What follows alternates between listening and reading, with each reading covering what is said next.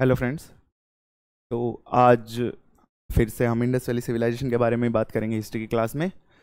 तो हमने कल की क्लास में इंडस वैली सिविलाइजेशन के कुछ फीचर्स देख लिए थे, कुछ और इम्पोर्टेंट शहरों के बारे में बात कर ली थी। जैसे कि कल मेनली हमने लोथल के बारे में बात की थी, पोर्ट सिटी के बारे में, और इंडस वैली सिविलाइजेशन का जो टाउन प्लानिंग का स्ट्रक्चर था उसके बारे में हमने देख लिया था। यानी कि इंडस वैली सिविलाइजेशन में जो टाउन प्लानिंग है वो किस हिसाब से होती थी। तो आज की क्लास में हम शायद इंडस वैली सिविलाइजेशन खत्म हो जाएगा, हमारा आज का टॉपिक बिल्कुल कंप्लीट हो जाएगा। फिर अगली क्लास से हम इससे आगे बढ़ेंगे, ठीक है। कल की क्लास में हम देखेंगे कि इंडस वैली सिविलाइजेशन का जो क्या बोलते हैं समापन हुआ, यानी कि जो गिरावट हुई, फॉल डाउन हुआ, वो कैसे हुआ, और उसके बाद जो फर्दर इंडिया में जो आर्यन इन्वेजन वगैरह हैं उनके बारे में हम देखेंगे, महाजनपद वगैरह के बारे में, ठीक है। तो कल की क्लास में जहां से हम बात कर रहे थे वहीं से शुरू करते हैं। तो हमने देख लिया था कि लोथल के जो इंपॉर्टेंट फीचर्स थे वो क्या क्या थे, और हमने इंडस वैली सिविलाइजेशन की टाउन प्लानिंग के बारे में बात कर ली थी, ठीक है। तो आज ऐसी एक और इंडस वैली की सिटी के बारे में बात करते हैं जो कि है धोलावीरा। अभी जो धोलावीरा है ये एक लोथल की तरह ही गुजरात में सिचुएटेड एक सिटी है, और ये कहां पर सिचुएटेड है? रन ऑफ कच्छ में। रन ऑफ कच्छ में ये सिचुएटेड है, ठीक है। अब जो रन ऑफ कच्छ है वो एक तरह से डेजर्ट और मार्शी लैंड है, यानी कि डेजर्टस और मार्शी लैंड है, यानी कि वहां पर पानी की हमारे पास, यानी कि शुद्ध पानी की, पीने के पानी की हमारे पास कमी है, ठीक है। तो आप सोचिए एक ऐसा शहर जो कि ऐसी जगह पर स्थित है जहां पर पीने के पानी की कमी है, तो वहां पर क्या इनोवेशन इंडस वैली सिविलाइजेशन वाले लोगों ने दिखाया होगा? वहां पर इनोवेशन ये दिखाया गया कि धोलावीरा एक तो मार्शी लैंड में सिचुएटेड है, और दूसरा ये एक ऐसा शहर है जो किसी मेजर नदी के किनारे पर सिचुएटेड नहीं है। अगर आपसे पूछा जाए कि इंडस वैली सिविलाइजेशन का वो कौन सा शहर था जो किसी भी मेजर रिवर के किनारे पर सिचुएटेड नहीं था, तो आपका आंसर होगा धोलावीरा। और धोलावीरा एक तरह से हमने अभी तक देखा कि हड़प्पा के बारे में बात की हमने, मोहनजोदड़ो के बारे में बात की, और उसके बाद लोथल के बारे में बात की। वैसे ही हम राखीगढ़ी, कालीबंगन और बनावली और चनूद्रो इन सब के बारे में भी बात करेंगे। तो इन सब में एक फीचर बिल्कुल सेम है, वो ये है कि सिटी दो हिस्सों में डिवाइडेड थी। एक हिस्सा था सिटाडेल, दूसरा हिस्सा था लोअर टाउन, है ना। लेकिन धोलावीरा एकदम इन सब से एक्सेप्शन है, क्योंकि ये डिवाइडेड इन 3 पार्ट्स। ये 3 पार्ट्स में डिवाइडेड है। इसमें लोअर पार्ट यानी कि लोअर टाउन और सिटाडेल के साथ साथ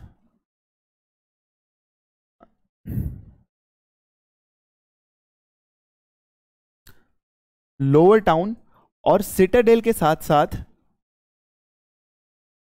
एक मिडिल टाउन भी है, ठीक है। यानी कि इस सिटी में हमारे पास पहली बार हमें यह देखने को मिल रहा है इंडस वैली सिविलाइजेशन में कि कोई सिटी 3 हिस्सों में डिवाइडेड है, ठीक है। उसके बाद हमने बात की है रन ऑफ कच्छ में सिचुएटेड है, और इसके पास से कोई मेजर रिवर भी फ्लो नहीं करती। तो इस सिटी के लोगों को किस चीज की जरूरत थी? पीने के पानी की।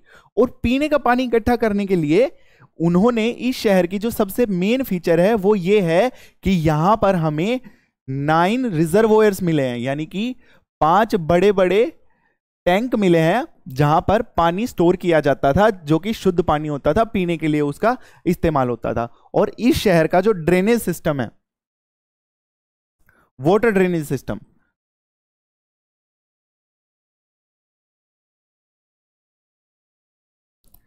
वो बहुत ही एक्सटेंसिव है। यानी कि जो अगर आपसे पूछा जाए कि इंडस वैली सिविलाइजेशन में जो सबसे बेहतरीन वाटर मैनेजमेंट और वाटर ड्रेनेज सिस्टम था वो कौन से शहर में पाया गया था, तो आपका आंसर होगा धोलावीरा में, ठीक है। तो धोलावीरा के बारे में ये हमारी बात होगी। हमने मैप में कल इसकी लोकेशन देख ली थी। आपको अगर मैप देखना है इंडस वैली सिविलाइजेशन की डिफरेंट साइट्स का और वो कहां कहां पर लोकेटेड है, तो आप कल की क्लास एक बार फिर से देख लीजिएगा। उसमें मैप है, उसको आप स्क्रीनशॉट ले लीजिए, और जब भी आप पढ़ रहे हैं उस मैप को आगे रख लीजिए और आप देखते रहिए, ठीक है। अभी आगे हम इसके बाद बात करते हैं। हमारे पास एक और जगह है जो कि राजस्थान में है फिलहाल, और इसका नाम है कालीबंगन, ठीक है। अब वही है कि सारे इंडस वैली सिविलाइजेशन साइट्स जो भी अब तक जिनके बारे में भी हमने बात की वो अर्बन थी, यानी कि वो सब शहर थे, प्रॉपर सिटी थी। लेकिन जो कालीबंगन है वो एक तरह से एक शहर और गांव के बीच, यानी कि एक स्मॉल टाउन था एक तरह से इंडस वैली सिविलाइजेशन में। लेकिन इसकी इंपॉर्टेंस थोड़ी ज्यादा है। क्यों है? क्योंकि कालीबंगन जो है वहां पर हमें एविडेंस ऑफ फायर मिला है, यानी कि आग के हमें जो अवशेष हैं वो मिले हैं। यानी कि क्या था कालीबंगन में कि जो घर हैं, घरों के अंदर भी और घरों के बाहर भी ऐसे चौकोर, जैसे आजकल हम लोग हवन कुंड बनाते हैं, हवन यज्ञ करते हैं, तो उसमें जो हवन कुंड बनाते हैं वैसा सा कुछ मिला था। और उसके अंदर से इस उसको हम बोलते हैं फायर अल्टर, यानी कि फायर अल्टार जहां पर आग जलाई जाती है, ठीक है। और उस फायर अल्टार्स के साथ साथ उन फायर अल्टार्स के अंदर हमें बर्न्ट जले हुए क्या मिले? Grains, burnt grains. देखिए हम अभी भी जब हवन यज्ञ वगैरह करते हैं तो हम ग्रेन्स को सेक्रीफाइस करते हैं आग के अंदर, हम उसको सेरेमोनियली उस आग के अंदर डालते हैं और हम सोचते हैं कि ये देवताओं तक पहुंच जाएगा, ठीक है। तो आर्कियोलॉजिस्ट ने इस चीज को भी इसी तरीके से इंटरप्रेट किया कि ये जो फायर के साथ देवताओं तक आहुति पहुंचाने की जो क्या बोलते हैं आर्ट है या जो मान्यता है, ये इंडस वैली सिविलाइजेशन के टाइम से ही चली आ रही है। और ये हमें कैसे पता चला? कि हमें कालीबंगन में फायर अल्टार्स मिले हैं जहां पर हमें सेमी बर्न्ट और कंप्लीटली बर्न्ट ग्रेन्स मिले हैं, यानी कि दाने मिले हैं गेहूं और जौ के, ठीक है। फिर उसके बाद यहां से एक और चीज मिली है, वो है हमें बैंगल्स।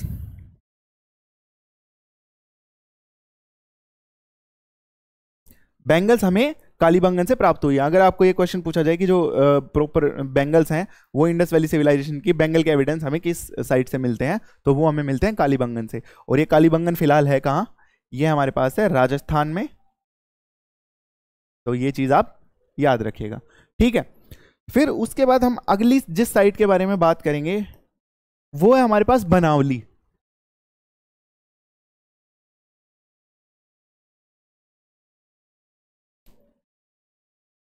बनावली कहां स्थित है? बनावली स्थित है हरियाणा में, हरियाणा में सिचुएटेड है।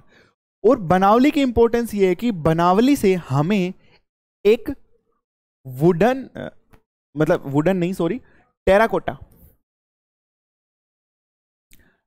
अब ये टेराकोटा क्या होता है आप ये पूछेंगे। टेराकोटा प्लॉशेयर मिला है, ठीक है। अब ये टेराकोटा प्लॉशेयर होता क्या है? देखिए टेराकोटा होता है मिट्टी से जो हम चीज बनाते हैं और उसको पका लेते हैं, तो वो उसको हम टेराकोटा बोलते हैं। जैसे मिट्टी से खिलौने वगैरह बनाते हैं ना, मिट्टी से खिलौने बनाकर उनको पका लिया तो उसको टेराकोटा बोलते हैं, उसको हम टेराकोटा के खिलौने बोलेंगे, ठीक है। तो जो टेराकोटा प्लॉशेयर है इसका मतलब ये है कि हमें एक प्लॉशेयर का मतलब होता है हल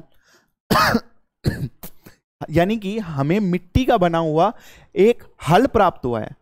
सोचिए ये कितनी बड़ी बात है कि आज से कितने साल पहले हमने बताई थी, हमने बात की थी लगभग 2600 साल 4600 साल पहले, आज से 4600 साल पहले,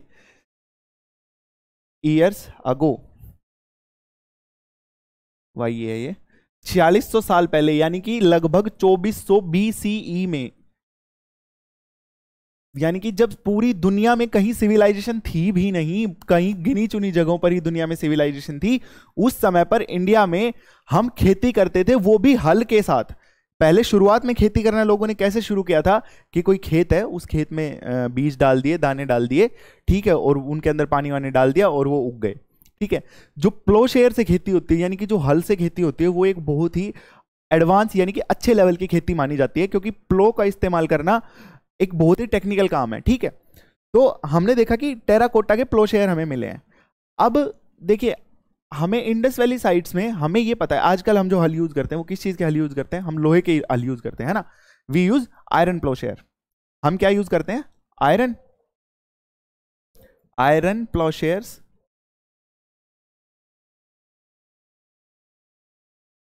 iron ploughshares are used now. मतलब अभी जो हम यूज करते हैं वो आयरन के प्लोशेयर यूज करते हैं। लेकिन हम पहले ही बात कर चुके हैं कि इंडस वैली सिविलाइजेशन के जो लोग थे उनको आयरन की तो नॉलेज ही नहीं थी, है ना। तो फिर वो किस चीज के हल यूज करते होंगे? देखिए कॉपर जो होती है, हमने बात की, ये ब्रोंज एज सिविलाइजेशन है, तो इनके पास कॉपर और ब्रोंज के बारे में नॉलेज थी। जो कॉपर और ब्रोंज है वो दोनों ही सॉफ्ट मेटल्स हैं। सॉफ्ट मेटल्स मतलब वो इजीली मुड़ जाते हैं, ठीक है। तो उनसे अगर आप खेती करने जाओगे, तो जब आप खेती करने जाओगे तो आपका हल ही मुड़ जाएगा, जब हल मुड़ जाएगा तो फिर आप खेती करोगे कैसे। और दूसरी बात हमें ये है कि यहाँ से अगर ये चीज़ कॉपर, आयरन या फिर किसी मेटल के बने होते, यानी अगर ये मेटल के हल यूज़ करते हैं इंडस वैली सिविलाइजेशन के लोग, तो हमें वो हल ऐसे कैसे प्राप्त होते, क्योंकि कॉपर तो गलता थोड़ी ना है ना। तो इस बात से हमने ये कंक्लूजन निकाला कि कॉपर और ब्रॉन्ज तो ये यूज़ कर नहीं सकते, क्योंकि हमें एक्चुअल में कोई हल नहीं मिला है, हमें सिर्फ हल का एक खिलौना मिला है, यानी कि मिट्टी का बना हुआ एक हल का खिलौना है, वो एक छोटे बच्चे के लिए खिलौना है, और वो मिट्टी का बना हुआ है हल है, ठीक है। इंडस वैली सिविलाइजेशन के टाइम का है, ठीक है। तो हमने ये डिसाइड, ये तो पता चल गया हमें कि ये लोग हल यूज करते थे, इन्हें हल के बारे में नॉलेज थी, लेकिन फिर ये किस चीज का हल यूज करते थे, क्योंकि हमें एक्चुअली कोई मेटल हल तो मिला नहीं है, मेटल का कोई भी हल नहीं मिला है हमें। तो इसका मतलब ये है कि ये लोग लकड़ी का हल यूज करते थे, wooden plough was used in IVC, यानी कि इंडस वैली सिविलाइजेशन में लकड़ी के हल का इस्तेमाल होता था, ये लोग लकड़ी का हल इस्तेमाल करते थे अपनी खेतीबाड़ी करने के लिए, ठीक है। अब देखिए हम एक और बात समझते हैं कि हल है, हल को कोई इंसान तो खींच नहीं सकता, हल खींचने के लिए हमें बोझा ढोने वाले जानवर भी चाहिए, है ना, बोझे वाले जानवर जिन्हें हम बोलते हैं, जैसे कि बैल, हमें बैल की भी जरूरत होगी, ठीक है। तो इसी चीज से हमें यह भी पता चल रहा है। और दूसरा, हमें जो बैल है, बैल की एक मूर्ति भी मिली है, एक बैल की कॉपर की मूर्ति मिली है। अगली स्लाइड में देखते हैं कि हमें एक बैल की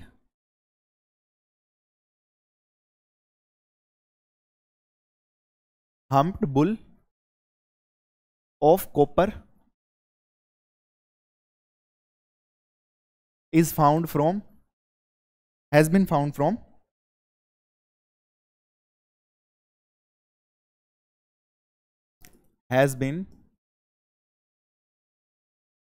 from मोहनजोदड़ो।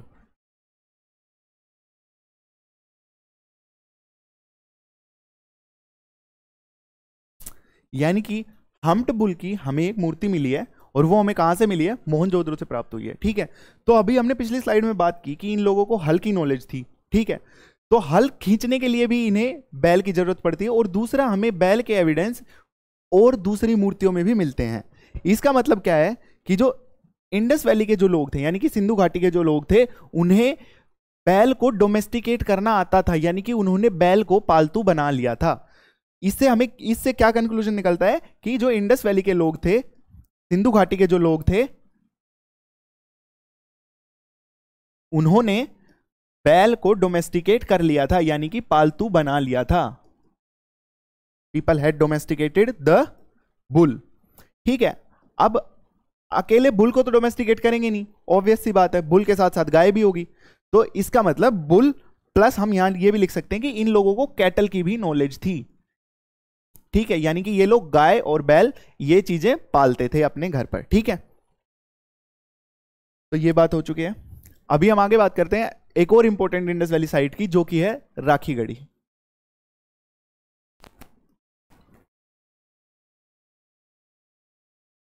ठीक है।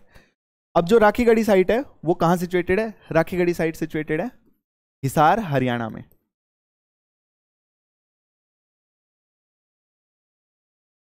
हिसार के अंदर राखीगढ़ी ये एक गांव है, और ये इंडस वैली सिविलाइजेशन की सबसे लार्जेस्ट साइट जो हमें प्राप्त हुई है by area, largest site by area जो हमें प्राप्त हुई है अब तक, वो हमारे पास कौन सी है, राखीगढ़ी है, ठीक है। लेकिन फिर भी हमने पिछली क्लास में भी ये बात की थी कि हमें भाई मोहनजोदड़ो से बड़ी बड़ी साइट्स भी हमें अब तक प्राप्त हो चुकी हैं, लेकिन फिर भी हम मोहनजोदड़ो को ही इंडस वैली सिविलाइजेशन की यानी सिंधु घाटी सभ्यता की राजधानी क्यों मानते हैं, वो हम इसलिए मानते हैं क्योंकि मोहनजोदड़ो में जो सिटाडेल था, यानी कि जो अपर टाउन था जहां पर रईस लोग रहते थे, वो जो एरिया था वो सबसे बड़ा हमें प्राप्त कहां से हुआ है, मोहनजोदड़ो से। इस चीज को याद रखिएगा, ठीक है। ये है राखीगढ़ी की इंपॉर्टेंस। फिर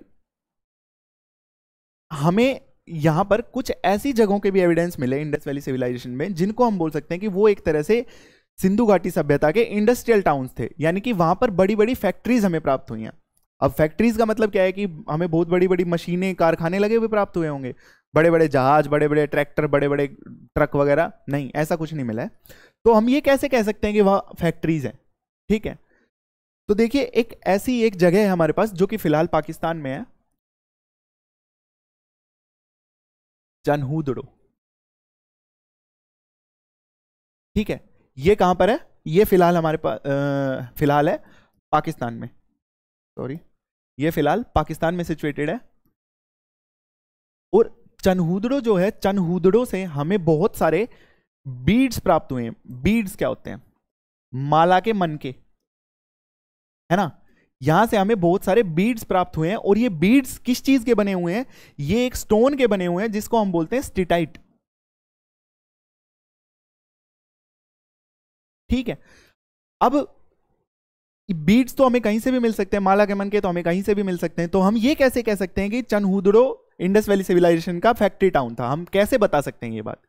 ये बात हमें ऐसे पता चली क्योंकि वहां पर कुछ अनफिनिश्ड बीड्स भी मिले हैं, यानी कि ये फैक्ट्री टाउन था इंडस वैली सिविलाइजेशन का, यानी कि ये एक इंडस्ट्रियल टाउन था। यहां पर इंडस वैली सिविलाइजेशन के टाइम पर एक बहुत बड़े लेवल पर बीड्स और ऑर्नामेंट्स बनाने का काम किया जाता था।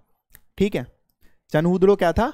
फैक्ट्री टाउन था। अगर आपसे एग्जाम में सीधा सीधा सवाल पूछा जाए कि हमें बीड्स और माला मनके वगैरह बनाने के, ऑर्नामेंट्स बनाने की फैक्ट्री सिंधु घाटी सभ्यता में कहां से प्राप्त हुई है, तो वो हमें प्राप्त हुई है चनहूदड़ो से। ठीक है, और यहां से हमें क्या मिला है?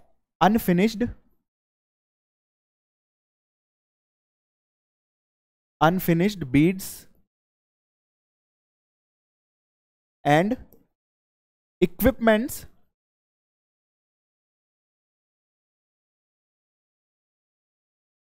To manufacture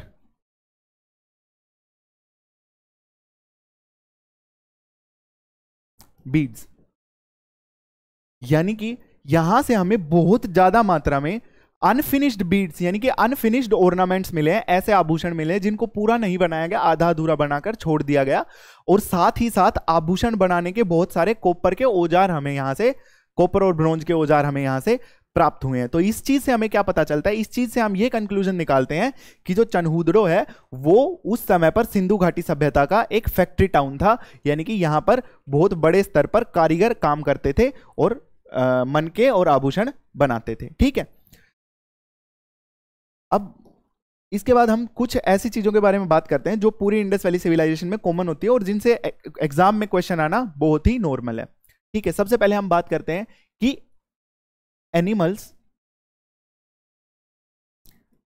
Indus valley civilisation में कौन कौन से एनिमल्स के बारे में इंडस सिंधु घाटी के लोगों को जानकारी थी, और वो कौन कौन से एनिमल्स के बारे में उनको जानकारी नहीं थी, और किस किस एनिमल को वो किस तरीके से इस्तेमाल करते थे। ठीक है, तो एक बहुत ही इंपॉर्टेंट एनिमल है जो कि आजकल हमें नहीं देखने को मिलता है, और शायद हम ऐसा मानते हैं कि उस समय पर शायद होता होगा, लेकिन हमें उसका कोई भी हड्डी या ऐसा कोई अवशेष नहीं मिला है जिससे हम ये कंक्लूड कर सकें कि वो एनिमल या वो जानवर डेफिनेटली उस समय पर होता ही था। ठीक है, लेकिन हमें उसके फिगर्स सील्स पर मिले हैं, यानी कि जो सिंधु घाटी के जो सील्स के बारे में हमने बात की थी, जो कि पत्थर की सील्स होती हैं, उनके बारे में हमने बात की थी, उन पर हमने देखा एक पशुपति सील देखी थी। तो ऐसी ही बहुत सारी सील्स हमें मिली है, और उनमें से एक बहुत ही इंपॉर्टेंट सील है, और उस सील पर हमें एक जानवर मिलता है जिसको हम बोलते हैं यूनिकॉर्न। एक जानवर है जिसके मतलब गाय बकरी जैसा एक जानवर है, घोड़े जैसा एक जानवर है दिखने में, हमें पता नहीं है, लेकिन उसके सिर पर सिर्फ एक सींग दिखाया हुआ है। आपने, अगर आप में से किसी ने मोहनजोदड़ो मूवी है एक ऋतिक रोशन की, अगर आप सभी में से किसी ने वो मूवी देखी हो तो आपने देखा होगा कि उसमें उसको जो यूनिकॉर्न है उसके सपने आते थे, है ना।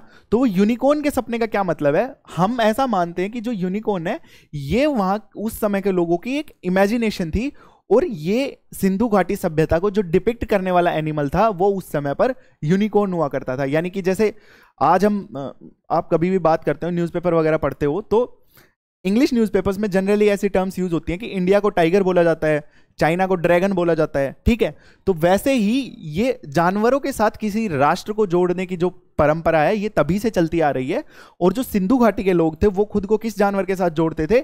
हम मानते हैं कि वो खुद को यूनिकॉर्न के साथ जोड़ते थे, यानी कि सिंधु घाटी यूनिकॉर्न के द्वारा रिप्रेजेंट की जाती थी। ठीक है, फिर उसके बाद ऐसे एनिमल्स जिनके हमें डेफिनेट एविडेंस मिले हुए हैं कि वो सिंधु घाटी के लोग उनके बारे में जानते थे और उनसे उनका इंटरेक्शन होता था, वो हमारे पास है बुल, कैटल, कैटल यानी कि गाय, बफेलो, उसके बाद फाउल, फाउल यानी कि पक्षी जो हम मुर्गे पालते हैं वो, ठीक है, फाउल के हमें एविडेंस मिले हैं। फिर उसके बाद हमें टाइगर, एलिफेंट, राइनो, राइनो यानी कि गैंडा, उसके बाद वाटर बफेलो,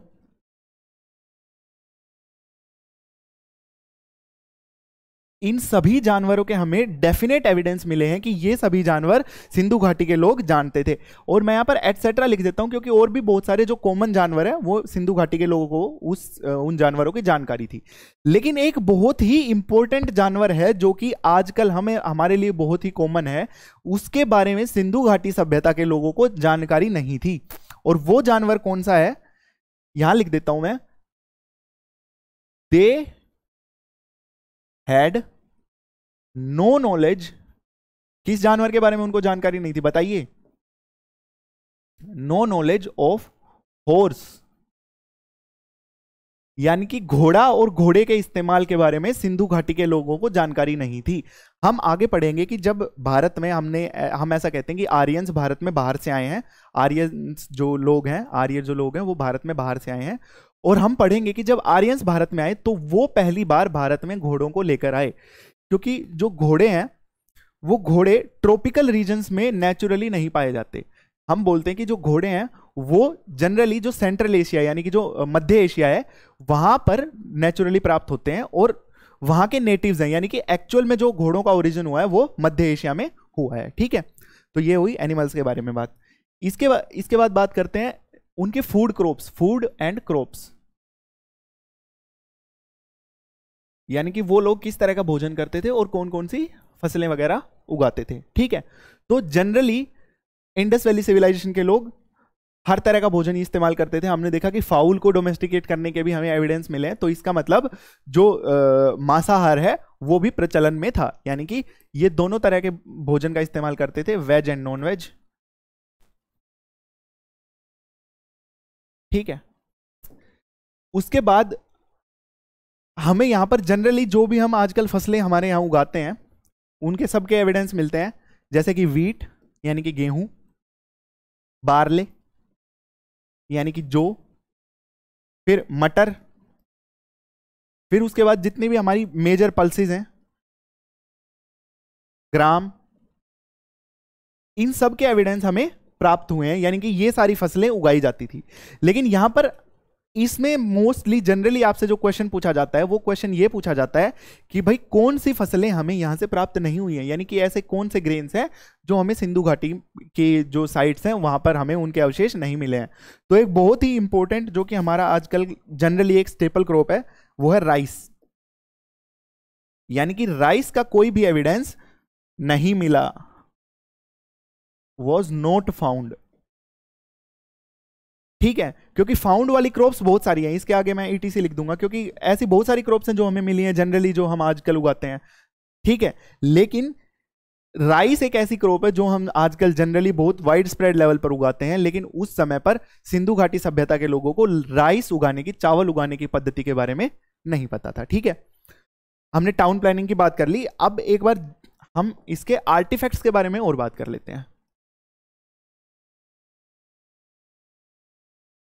यानी कि सिंधु घाटी से हमें क्या क्या आर्टिफैक्ट्स प्राप्त हुए।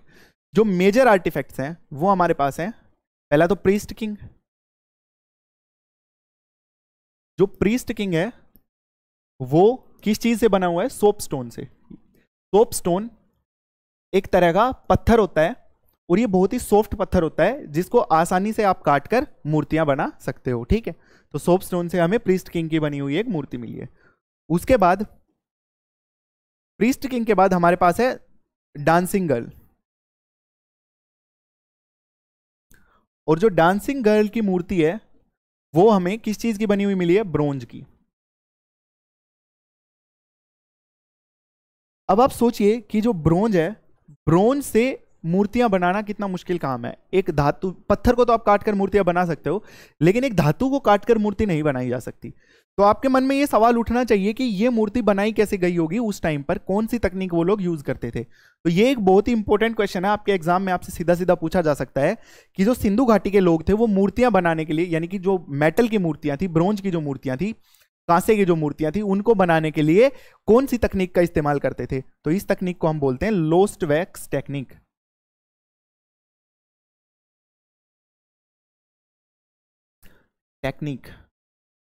ठीक है। और अभी जब इंडिया में G20 समिट हो रहा था, यानी कि G20 का शिखर सम्मेलन इंडिया में चल रहा था, तो उस समय पर लोस्ट वैक्स टेक्निक से ही बनाई हुई एक नटराज की बहुत बड़ी मूर्ति जो भारत मंडपम है उसके बाहर डिस्प्ले की गई थी। ठीक है। तो जो ये लोस्ट वैक्स टेक्निक है, ये एक तरह से इंडिया का खुद का अपना इनोवेशन है, इसको दुनिया भर में पहुंचाने का और दुनिया को लोस्ट वैक्स टेक्निक देने का श्रेय भारत को जाता है। ठीक है। अब ये इस टेक्निक में होता क्या है, इस टेक्निक में ऐसा होता है कि एक वैक्स की मूर्ति बनाई जाती है, यानी कि मोम की एक मूर्ति बनाई जाती है, और उसके बाद उसके ऊपर से मिट्टी की परत चढ़ा दी जाती है, यानी कि मोम की मूर्ति बनाकर बहुत ही अच्छे तरीके से उसके ऊपर से मिट्टी की एक परत चढ़ा दी जाती है, और फिर उसको पका लिया जाता है। तो अब हमें एक तरह से एक मूर्ति का सांचा प्राप्त हो गया। कैसे? उस जो मिट्टी की मूर्ति है उसके अंदर एक छेद करेंगे और उसको गर्म कर लेंगे, तो अंदर का जो मोम है वो पिघल जाएगा, और फिर उस मोम को बाहर निकाल देंगे। और अब उस सांचा जो हमें मूर्ति का प्राप्त हुआ है, उस मूर्ति के सांचे में पिघला हुआ कांसा डाल देंगे, और उसके बाद जब वो सूख जाएगा, जब वो हमारी मूर्ति तैयार हो जाएगी, तो जो बाहर का सांचा है उसे तोड़ देंगे और हमें ब्रोंज की एक मूर्ति प्राप्त हो जाएगी। ठीक है। ये डांसिंग गर्ल की इमेज है। ऐसे ही कॉपर का एक हमें बुल मिला है। ठीक है। जो कॉपर का बुल है ये हमें कहां से मिला है? मोहनजोदड़ो से। और ये भी किस चीज से बना हुआ है? ब्रोंज से, सॉरी, ब्रोंज का बुल मिला है। ठीक है। फिर उसके बाद और इनके इंपॉर्टेंट आर्टिफैक्ट्स हैं, वो हमारे पास है पशुपति सील, जिसका बारे में हमने बहुत ही डिटेल में बात की थी क्लास में। ठीक है। पशुपति सील हमारे पास है। फिर इसके बाद एक बहुत ही इंपॉर्टेंट एस्पेक्ट, जब एक भी हम कभी पुरातत्व वाली चीजें पढ़ते हैं, यानी कि आर्कियोलॉजी जब भी हम पढ़ते हैं, किसी जगह की आर्कियोलॉजी के बारे में बात करते हैं, तो उसका एक बहुत ही इंपॉर्टेंट एस्पेक्ट होता है जिसको हम बोलते हैं पोटरी, यानी कि जो मिट्टी के बर्तन बनाने की कला है उसको पोटरी बोलते हैं। तो यहां पर हमारे पास, आप सोचिए, इतने साल पहले, यानी कि हमने बात की कि इंडस वैली सिविलाइजेशन का जो मैच्योर फेज है वो लगभग 2400 ईस्वी से 2400 ईसा पूर्व से 1900 ईसा पूर्व तक चला। ठीक है। तो उस टाइम पर हमारे पास व्हील मेड पोटरी थी, यानी कि जो, क्या बोलते हैं उसको, चाक बोलते हैं ना, जिस पर पोटरी बनाई जाती है, तो चाक पर बनी हुई पोटरी हमारे पास थी, यानी कि हमारे पास ऐसे मिट्टी के बर्तन थे जो कि चाक पर बनाए जाते थे। अब चाक पर मिट्टी बनाने के लिए आप सोचिए कितने एडवांस लेवल की समझ लोगों के पास होनी चाहिए कि वो चाक का इस्तेमाल करना जानते थे। एक हाथ से क्रूड सा मटका हर कोई बना सकता है मिट्टी से, लेकिन उसी मटके को बिल्कुल टेक्निकल तरीके से एक प्रॉपर चाक के ऊपर बनाना बहुत ही टेक्निकल काम होता है। तो इसका मतलब जो पोटरी की कला थी वो बहुत ज्यादा वेल डेवलप्ड थी। ठीक है। जनरली हमें जो पोटरी मिली है वो रेड क्ले की मिली है, यानी कि रेड क्ले का यहां पर इस्तेमाल किया जाता था। ठीक है। उसके बाद हमारे पास दोनों तरह की पोटरी मिली है यहां पर, ऑर्नामेंटेड भी, यानी कि सजाई हुई भी, और अनऑर्नामेंटेड भी।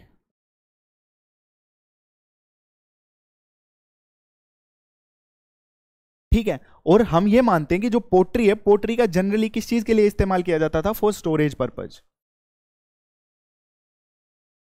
यानी कि पोट्री का जो हमारे पास यूज होता था वो क्या यूज होता था? अनाज वगैरह को स्टोर करने के लिए। ठीक है। ये हमारी अब इंडस वैली सिविलाइजेशन के सारे मेजर फीचर्स के बारे में बात हो गई है। हमने कल इनके टाउन प्लानिंग के बारे में भी बात कर ली थी, आज इनकी पोट्री, आर्टिफैक्ट्स और इनके जो मेजर क्रॉप्स और किस तरह का भोजन वगैरह ये इस्तेमाल करते थे वो भी बात कर लिया। एक बार जल्दी से ये और देख लेते हैं कि इनका जो ड्रेसिंग थी, यानी कि जो ड्रेसेस वगैरह ये किस तरह की यूज करते थे। तो हमने देखा कि हमें बहुत बड़े लेवल पर ऑर्नामेंट्स बनाने की फैक्ट्री प्राप्त हुई है। ठीक है। तो इसका मतलब, और हमें जो वहां की मूर्तियां और जो खिलौने मिले हैं, मिट्टी के जो खिलौने मिले हैं, टेराकोटा के जो टॉयज मिले हैं, उनमें हमने देखा है कि मेन और विमेन दोनों ही ऑर्नामेंट्स पहनते थे, यानी कि मैन और विमेन दोनों ही ऑर्नामेंट्स का इस्तेमाल करते थे। फिर हमने देखा, हमने जो प्रीस्ट किंग की मूर्ति देखी थी उस पर हमने देखा था कि उसने एक कपड़ा ओढ़ रखा है अपने शरीर पर, और जो कपड़ा उसने ओढ़ रखा है उस पर चित्रकारी की हुई है, यानी कि उस पर कढ़ाई की हुई है। तो जो क्या बोलते हैं, आर्ट ऑफ मेकिंग क्लॉथ था, यानी कपड़ा बनाने का जो कला थी, वो बहुत ही ज्यादा डेवलप्ड थी, वॉज वेल डेवलप्ड। और जनरली ये किस चीज के कपड़े इस्तेमाल करते थे? हमने बात की कि ये बहुत सारी मेजर क्रॉप्स उगाते थे, वहां पर मैं एक क्रॉप का नाम लेना भूल गया जो कि है कॉटन, यानी कि इन लोगों को जो कॉटन है उसकी खेती के बारे में भी पता था। तो कॉटन वॉज ग्रोन और उसके कपड़े को इस्तेमाल किया जाता था, और उस टाइम पर भी ये लोग कॉटन एक्सपोर्ट भी करते थे। ठीक है, तो ये हमारी सिंधु घाटी सभ्यता के सभी एस्पेक्ट्स के बारे में बात हो गई है लगभग। तो आज की क्लास हम यहीं समाप्त करते हैं। कल की क्लास में हम ये बात करेंगे कि ये इतनी बड़ी सभ्यता थी, इतनी वेल डेवलप्ड वाइब्रेंट सिविलाइजेशन थी, लेकिन फिर भी ये समाप्त क्यों हो गई, और इसके बाद के फेज में इंडिया में क्या हुआ। ठीक है, इस बारे में हम बात करेंगे। तो अगर आपको क्लास अच्छी लगी हो तो क्लास को लाइक और शेयर करें। Thank you, have a good day.